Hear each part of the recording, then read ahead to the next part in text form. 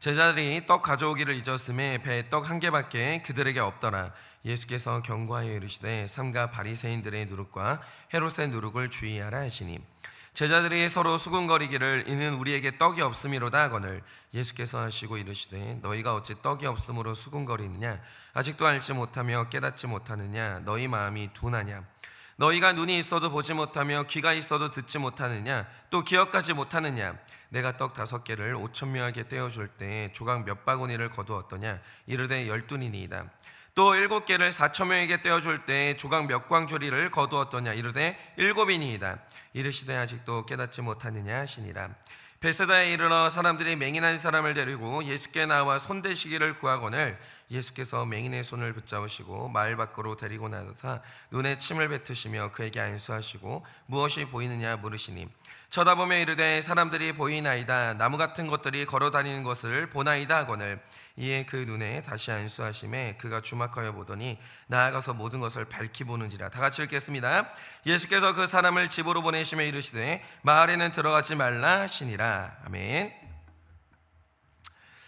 네, 오늘 말씀에 나오는 지금 우리가 지금 말씀을 보고 있는데 말씀을 볼 때 이 말씀에 나오는 이제 바리새인 그리고 서기관 헤롯 이 사람들을 그냥 정확하게 이제 말하자면 이게 제가 선고하는 게 아니라 이미 이제 우리의 사도신경이 그리고 성경이 이미 규정하는 바대로 이 사람들은 지옥에 간 사람들입니다. 지금 이 말씀을 들으실 때 이 지옥에 간다는 이 성경의 선고가 얼만큼 심각하게 들리는지는 모르겠어요. 그런데 어쨌든 지옥에 갔다라는 건 대단히 심각한 문제가 이들에게 있었고 사실 우리도 이제 똑같은 사람들이기 때문에 우리에게도 심각한 문제가 있다. 그러니까 지옥의 존재가 그걸 말해주는 거죠. 그런데 이제 너무 안타까운 게 뭐냐면 성경의 관점으로 만약에 이들을 보면 이들 안에 있는 문제가 심각하고 크다는 게 보이는 거예요. 그러니까 우리는 제3자의 눈으로 볼 때 보이잖아요. 이들이 지금 누군가를 핍박해요. 누군가를 향해서 공격을 하고 있어요. 그게 예수님이에요. 그러니까 구원의 주권을 가진 예수님에게 지금 이들이 대적하고 있다는 거죠. 근데 이게 보여요. 근데 문제는 뭐냐면 당사자들은 내가 예수님을 대적하고 있는 게 얼마나 심각한 문제인지 이게 사소해 보이거나 심지어 안 보인다라는 거예요. 근데 이게 그들의 문제가 아닙니다. 오늘 우리도 예수님 대적할 때가 있거든요. 남들은 그게 보여요. 나는 안 보이는 거예요. 그런데 문제는 이겁니다. 이들이 자기들의 문제를 어떻게 봤냐면 중요한 게 이거예요. 작게 봤다라는 거예요. 근데 여기서 중요한 게 뭐냐면 작은 게 아무 문제가 아니라고 생각하는 관념이 문제인 거예요. 일단 이들이 15절에서 말하는 누룩은 빵을 부풀게 하는 이 베이킹소다 같은 가루를 뜻하는데 이 가루를 엄지와 검지로 살짝 잡았을 때 요만큼 아주 작은 양이 잡히거든요. 그런데 이제 바리새인과 헤롯이 자기 문제를 요 정도로 작게 봤는데 제가 계속 말씀드립니다. 작다는 게 중요한 게 아니에요. 작은 게 아무것도 아니라는 이 관념이 문제인 거예요. 작은 건 중요하지 않다. 작은 건 사소하다. 이 관념이 문제라는 거죠. 예를 들면 이런 겁니다. 이들이 처음에는 4,000개의 규칙을 만들고 검소한 삶을 살 때는 작은 걸 크게 봤으니까 이렇게 한 거예요. 내가 너무나도 약하니까, 내가 너무나도 악하니까 규칙을 만들어서라도 거룩하게 살고 싶은 순수한 의도에서 그런 삶을 살았어요. 작은 것도 허용하고 싶지 않은 거예요. 그래서 누군가가 그 삶을 보고 칭찬하면 아주 작은 칭찬도 경계하는 거예요. 제가 훌륭해서 이렇게 사는 게 아니고요. 반대로 제가 죄가 많아서 이렇게 살아요. 하나님만 찬양하셔야 돼요. 사람은 찬양의 대상이 아니에요. 이랬다는 거죠. 작은 걸 크게 봤어요. 작은 걸 우습게 보지 않았어요.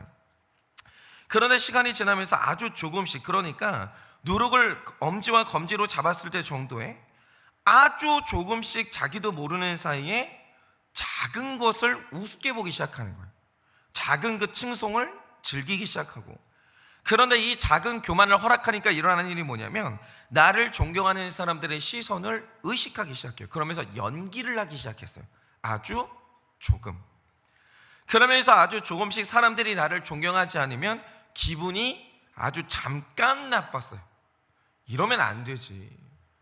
내 마음 가운데 이런 감정이 있으면 안 되지. 내가 왜 존경을 받아야 돼? 쫓아내긴 했는데 잠깐 기분이 나쁜데 그 잠깐을 허락하는 거예요. 그리고 사람들이 대접해주지 않으면 정말 스치듯이 잠깐 괘씸하고, 사람들이 나를 칭찬해주지 않으면 하지 말라고 하면서도 마음 한켠에 그 칭찬을 조금 더 듣고 싶고, 이렇게 많이가 아니에요. 아주 조금씩 적은 것들을, 작은 것들을 우습게 여기기 시작하는 거예요.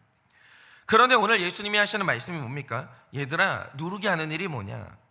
아주 조금의 가루를 밀가루에 뿌려서 빵을 만들면 그 적은 것이 빵을 크게 부풀어 오르게 하는데, 이게 죄라는 거예요. 작은 게 중요하다는 거예요. 죄는 언제나 이따시만에 크게 우리에게 유혹하는 게 아니에요. 죄는 처음에 우리를 유혹할 때 이게 아무것도 아니야 라고 우리를 속이면서 아주 작은 것을 우습게 만들면서 우리 안에 들어오는 거예요. 그런데 예수님이 말씀하시는 게 뭐예요? 자, 너희가 오병이어 사건을 잘 생각을 해봐. 처음에 어떻게 시작했어? 작은 요만큼의 음식으로 이만큼을 먹였어. 칠병이어 사건을 생각해봐. 어떻게 먹였어? 요만큼의 음식으로 또 요만큼을 먹인 거야. 작은 게 아무것도 아니야. 작은 건 중요한 거야. 작은 거는 대단히 중요한 의미를 가지는 거야. 그거 절대 우습게 여기면 안 돼. 속으면 안 돼. 예수님이 그렇게 말씀하신 거예요. 그러니까 하나님의 나라가 어떻게 시작하냐? 적은 믿음에서 시작해. 그러니까 이 적은 믿음 우습게 여기는 거 있잖아요. 그거 큰일입니다. 적은 믿음이 자라고 자라서 하나님의 나라를 이루어요. 그러니까 하나님께서 오늘도 우리에게 말씀하신 게 뭐냐면, 작은 믿음도 크게 봐야 되는 거고, 그런데 작은 죄가 엄청 중요하다라는 거예요. 그런데 문제는 뭐냐면, 작은 죄니까 우리가 작은 것을 무시하니까 큰 것, 작은 것 차별하는 마음이 있으니까 이 작은 것을 우습게 여기고 그걸 허락을 하거든요. 그런데 문제는 뭐냐면, 하나님의 나라도 작은 믿음이 하나님의 나라를 이루듯이 작은 죄의 특징은 반드시 그거 부풀어 오른다는 거예요. 그리고 내가 허락한 작은 죄는 반드시 큰 문제가 된다는 거예요. 그러니까 제가 말씀드릴게요. 지난주에 낙태의 문제를 얘기를 했잖아요. 이상해요. 자, 뱃속에 밖에 나온 눈에 보이는 아기 있죠. 얘를 죽이면 살인이에요.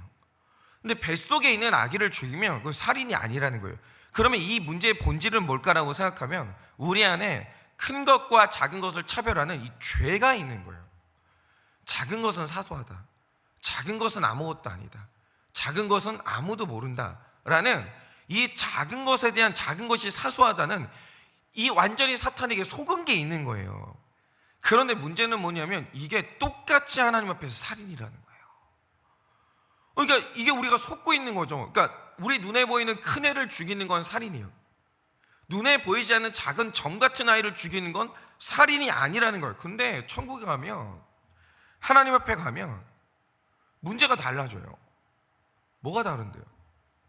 뭐가 다르냐고요? 그러니까 오늘도 우리가, 사탄이 우리를 속이는 게 뭐냐면, 작잖아, 이거 없는 사람이 어디 있냐고, 아무것도 아니라고 할 때, 여기에 속을 때 이게 우리를 부풀게 만들어서 이게 우리를 지옥으로 끌고 가는 거예요. 그러니까 이런 작은 죄가 쌓이고 쌓이다가 바리새인을 한번 보세요. 나중에 자리 잡은 게 뭐냐? 처음 시작은 내가 죄인이기 때문에 바른 것을 추구했어요. 그런데 나중에는 그 의로움을 조금씩 이렇게 허락을 하니까 자기 의가 커지고 커지다가 나중엔 예수님도 대적하게 되는 거예요. 예수님을 향해서 너도 틀렸다고 얘기하는, 완전히 의인이 되어버린 거예요. 그러니까 이 결과만 놓고 보면 이게 심각한데요. 문제는 참혹한 모든 죄의 처음 시작은 너무나 우습고 사소했다라는 거예요. 스치듯이 지나가는 감정, 잠깐에 떠오르는 생각, 그래서 이것도 없는 사람이 어디 있나 이렇게 생각하게 만드는 작은 것들. 그런데 나중에 죄에 크게 넘어지는 사람들의 전형적인 특징이 뭐냐면, 자기 안에 있는 이 작은 죄들을 사소하게 여기고 심각하게 여기지 않았다라는 거예요. 그런데 오늘 말씀 22절 말씀 이하에 나오는 것처럼, 예수님을 만난 사람, 구원을 받은 사람들의 전형적인 특징이 뭡니까? 내 작은 죄가 밝히 보이고 죄를 사소하게 여기지 않았다라는 거예요. 그 영적인 눈을 떴다라는 거죠. 제가 예전에 청소년 사역을 할 때 제가 양육했던 한 친구의 아버지를 만난 적이 있는데, 이 아버지가 이 스카펙 박사가 말하는 전형적인 거짓의 사람이에요. 구체적으로 말하면 이런 겁니다. 나나 내 가정에 어떤 문제가 있어요. 징후가 있어요. 그걸 심각하게 볼 줄 알아야 되거든요. 매사에 긍정적으로 이제 생각한다는 게 결단코 좋은 게 아니니까 매사에 심각하고 매사에 부정적이다. 이것도 성경적인 태도는 아니에요. 근데 매사가 긍정적인 것도 되게 좋지 않아요. 객관적이어야 해요. 객관적이에요. 그런데 이 아버지는 어떤 문제가 생길 때마다 교양과 거짓으로 포장을 하는데, 이 아버지의 가장 큰 문제가 뭐냐면 이분은 직장이 끝나면 어디도 안 가요. 그러니까 곧바로 집으로 와요. 뭐 언뜻 보면 직장에서 사람들이 보면요, 저렇게 좋은 남편이 없는 거예요. 근데 집에 오면 뭐라냐, 이분이 집에 오는 이유가 뭐냐면 사람이 싫어서예요. 집이 좋아서 오는 게 아니라 대인관계가 싫어서 오는 거일 뿐이에요. 와요. 그럼 집에 오면 뭐라냐, 씻고 와서 거실 한켠에 술상을 편 다음에 가족들 누구하고도 대화를 안 해요. 그리고 혼술을 즐겨요. 그러면서 아내하고도 교제를 안 하고 자녀들하고도 대화를 안 하고 오직 혼자서 계속 즐기는 삶을 사는 거예요. 그러면 이제 저는 이거예요. 그러니까 왜 결혼했냐 이거예요. 그러니까 결혼을 왜 했냐 이거예요. 그러니까 아버지와 남편으로 해야 되는 의무를 아무것도 안 하는 거예요. 그런데 이제 맨날 하는 말이 뭐냐, 내가 돈을 딴 데 안 쓰잖아. 집으로 가져오잖아. 내가 바람 피웠어? 안 피워.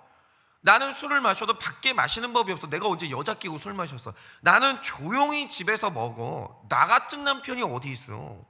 내가 잘못한 게 뭐냐라는 거예요. 그저 나는 혼자만의 시간이 필요한 것 뿐인데 이게 커? 내가 큰 거 바래? 작은 거잖아 라고 얘기를 하는 거예요. 그런데 여러분, 이 사소한 문제 있죠. 아버지가 사랑을 안 줘요. 자녀하고 아내하고 대화를 안 해요. 그런데 이 사소한 문제가 어디까지 갔냐, 아버지에게 사랑받지 못한 자녀가 자기 삶을 막 살기 시작했어요. 그리고 아버지에 대한 분노가 극도로 커지기 시작했는데 이게 아무것도 아니라고 생각해요. 내가 자녀에게 눈 마주쳐주지 않고, 그러니까 아버지들이 잘하셔야 되는 게, 나는 이에서 돈 벌면 끝났지, 누가 그래요? 아버지가 교감해주지 않고, 그러니까 아버지가 다 해야 된다는 건 아니에요. 그건 엄마의 역할인 경우가 많아요. 교감은 질이 문제예요. 질. 시간의 문제가 아니고 질의 문제라고요.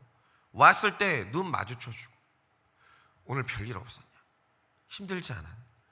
그리고 자녀가 삶에 어떤 문제가 있을 때 아버지가 답을 주고 기준을 주고, 이거는 해야 될 거 아니에요. 근데 이걸 안 하는 걸 사소하게 여기는 거예요. 그러면서 이게 어디까지 갔냐면 이 애가 자기 몸을 자해하는 데까지 갔어요. 그런데 문제가 사소해 보일 때 공동체가 경계를 안 했냐? 해줬습니다. 그거 큰 문제세요. 이 정도까지 소통을 안 하시는 건 큰 문제세요.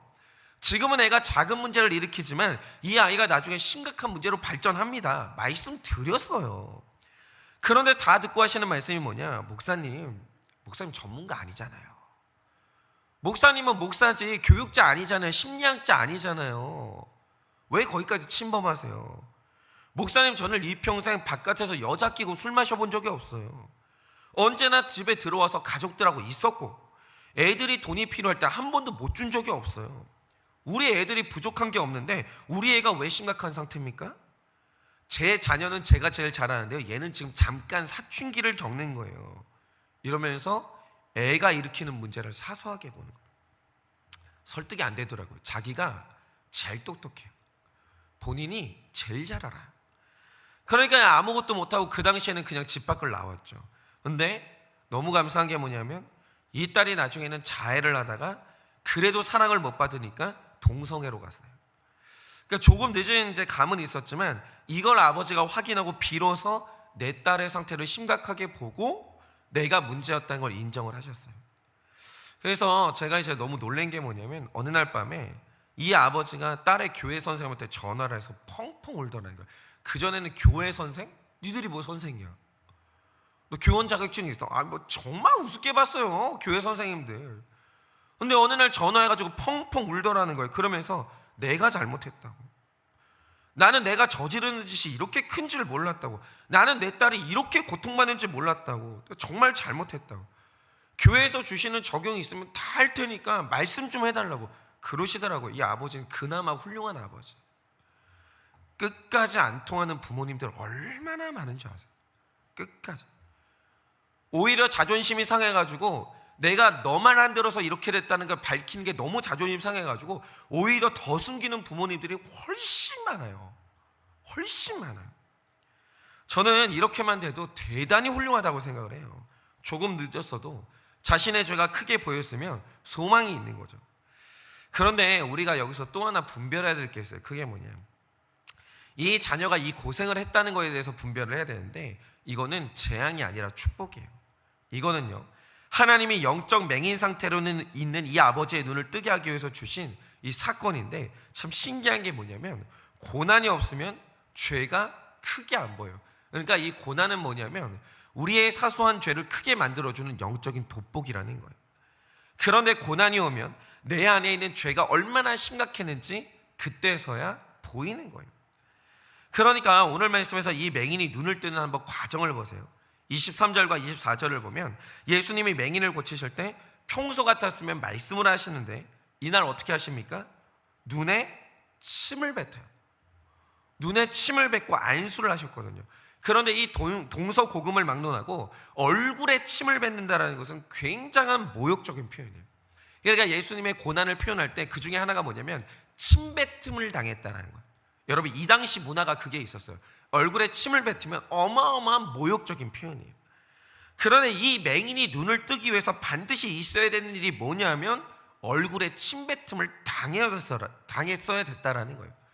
고난의 세례를 받아야 되는 거예요. 그런데 처음에 이 사람이 고난당할 때, 얼굴에 침뱉음을 당할 때 그때 일어나는 현상이 뭡니까?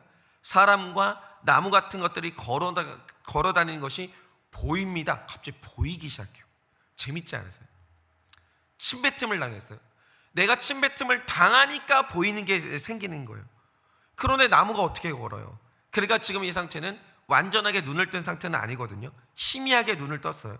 그런데 25절을 보면 두 번째 고난의 세례를 통해서 고난이 완전히 차니까 비로소 모든 것이 밝히 보이게 됐어요. 그런데 모든 것이 밝히 보이게 됐다는 것은 나도 봤다 이 뜻인 거예요. 그런데 누구든지 내 죄를 밝히 보게 되면 그때 내 죄를 해결할 유일한 분 예수 그리스도라는 답이 눈에 들어오는 거예요. 오늘 말씀은 그걸 말하는 거예요. 그러니까 세상을 보는 게 중요한 게 아니에요. 마지막에 예수를 봐야 되는 거예요. 내 죄 봤잖아요. 내 죄 보고 끝나면 죄책감으로 끝나요. 그게 예수 없는 사람들의 인본주의적인 도덕감이에요. 오늘 우리가 말하는 이 복음이 뭐냐면, 자, 죄를 본 것까지는 좋았어요. 죄책감도 좋아요. 그 다음에 예수 보여야죠. 제가 지금 지난주에 이제 죄에 대해서 얘기하고, 제가 진짜 우리 교회가 건강하다고 생각하는 게 뭐냐면 이 죄에 대한 지금 고백이 지금 계속 나오고 있어요. 그래서 제가 다음 주 월요일에, 그럼 이제 많은 분들이 이제 말씀하시는 게 이거예요. 나는 죄를 알게 됐어요. 내가 지난날 내가 살았던 삶이 죄라는 걸 알게 됐어요. 이거 너무 괴로워요. 그럼 목사님 이걸 어떻게 처리해요? 그 처리 방법을 알려드릴게요. 월요일날. 근데 중요한 게 뭐냐면 예수를 봤다라는 거예요. 예수를. 그러니까 이 마찬가지로 이 아버지도 고난의 안수를 통해서 희미하게 보는 것까지는 되셨는데, 저는 그 정도만 해도 이제 소망이라고 생각하고, 저는 이제 한일교회로 왔기 때문에 그 다음에 이제 만날 수가 없었죠. 여러분, 왜 자기는 옳다고 확신하는 바리새인보다 앞이 안 보이는 이 맹인이 왜 더 복된지 아십니까? 맹인은 앞이 안 보이는 자기 문제 때문에 나의 심각함을 깨달아서 예수님을 찾았고, 그래서 모든 것을 밝히 보게 됐거든요. 그래서 심각한 문제가 보인다, 내 문제가 심각한 것이 보인다라는 것은 어마어마한 축복이고, 그 사람은 택자인 거예요. 그러니까 저도 예전에 이제 안 보였던 저의 이제 작은 누룩을 본 적이 있었는데, 저는 이제 사역을 하면서 사실 되게 중요한 질문을 안 하고 살았어요. 그 중에 하나가 뭐냐면, 근데 근본적으로 나는 목사 왜 됐지? 이게 되게 중요한 질문이거든요. 나 목사 왜 하지? 나 목사 왜 됐지? 그리고 나는 어떤 목사가 되고 싶은 걸까? 이런 생각을 안 해봤는데 사실 그거 있거든요, 제 안에. 그런데 어느 날 제가 저를 악하게 하는 누룩을 본 적이 있는 거예요. 그 장소가 어디냐?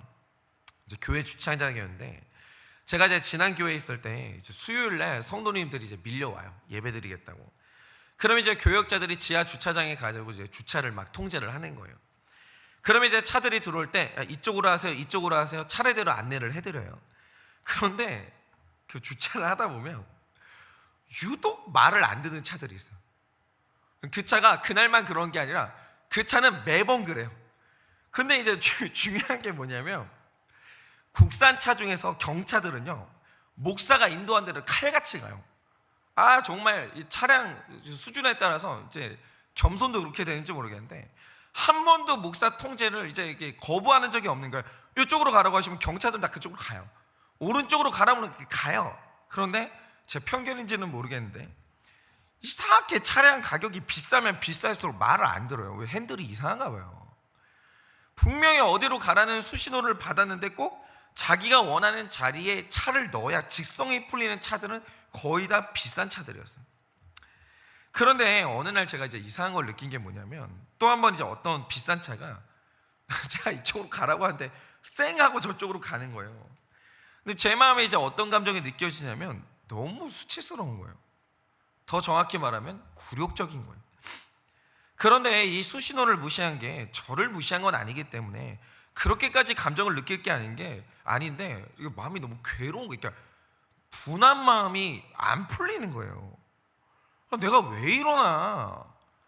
제가 이제 왜 이렇게까지 심한 이제 아픔의 감정을 느낄까 생각해 보니까 어느 날 이제 그런 걸 깨달은 적이 있어요. 내가 물욕이 있고 나보다 물질이 많은 사람에 대한 열등감이 있으니까 기본적으로 이제 비싼 차를 타시는 분들에 대한 열등감과 눌리는 게 있는 거예요. 근데 이게 저에게는 굉장히 중요한 감정인 게 뭐냐면 제 형제들은 저희 집의 가난에 대해서 불편함을 느꼈지만 형제들은 열등감을 느낀 적은 없었어요. 그런데 유독 가난에 대해서 열등감으로 받아들이는 사람이 저 하나뿐이었어요. 우리 집에서. 그러면 왜냐라고 할 때 우리 집에서 제가 가장 부유함에 대한 동경이 컸어요. 그리고 부자가 훌륭하다라는 것에 대한 이 개념이 있었어요. 그리고 제가 이제 돈 욕심이 제일 많았거든요. 그러니까 이 부자들만 보면 그 앞에서 주눅 들고 열등감이 들면서 그들을 향한 저의 이 동경이 표출되는데 표출될 때는 들키기 싫으니까 반감으로 표출되는 거예요. 그런데 어느 날 보니까 이 부자들이 돈으로도 꼼짝 못하는 유일한 사람이 있는데 대형교회 목사님 같은 거예요. 그래서 어느 날 제가 대형교회 목사가 되고 싶었어요. 왜냐? 돈이 없는 열등감을, 그들에 대한 눌리는 마음을 교회의 사이즈로 이겨보고 싶었던 거예요. 그런데 제가 처음부터 그랬던 건 아니죠. 그냥 제 안에 이 작은 돈 욕심, 제 안에 있는 이 부유함에 대한 이 작은 동경, 이런 것들도 남들은 다 가지고 있는 것 마냥 허락하고 살았는데 어느 날 정신 차려보니까 그게 부풀어 올라가지고 제 인생을 이끌고 있더라는 거예요. 그런데 정말 감사한 게 뭐냐면 저는 못 봤어요. 사실 제가 수준이 낮아서. 근데 어느 날 저를 지도하시는 이 지도자 목사님께서 이 작아 보이는 죄를 크게 꾸짖어 주시는 거예요. 박 목사, 왜 이렇게 돈 좋아해? 왜 이렇게 돈 좋아해? 너 싹군이야. 너 하나부터 열까지 가만히 사역 열심히 하는 게 이유가 뭔지 가만히 보니까 너 돈 벌고 싶구나. 너 그래서 여기 들어왔구나. 이 말씀을 하시는데 저는 본 적이 없어요, 그거를. 근데 그걸 크게 봐주시고 저한테 경고하면서 외쳐주시고, 근데 그게 저를 꾸짖으려면 얼마나 불편한 주제예요. 기분 나빠할 게 뻔하니까. 근데 그것을 꾸짖어 주시고, 너 그럼 망해. 너 그렇게 돈 좋아하고 세상에 신제품 좋아하고 목사는 그러다가 망하는 거야. 그거 하고 싶으면 연구소를 가. 가전제품 연구소를 가. 그러면 원 없이 네가 신제품 쓸 수 있어. 근데 목사 됐으면 큰일 나. 신차, 새로 나온 가전제품, 너 그거 끝없이 탐하다가 어느 날 교회 재산 훔치는 거야. 이 말씀을 하시는데 그날 그게 얼마나 큰 문제를 봤어요. 큰 문제다. 큰일 났다. 그게 진짜 두고두고 너무 감사해요.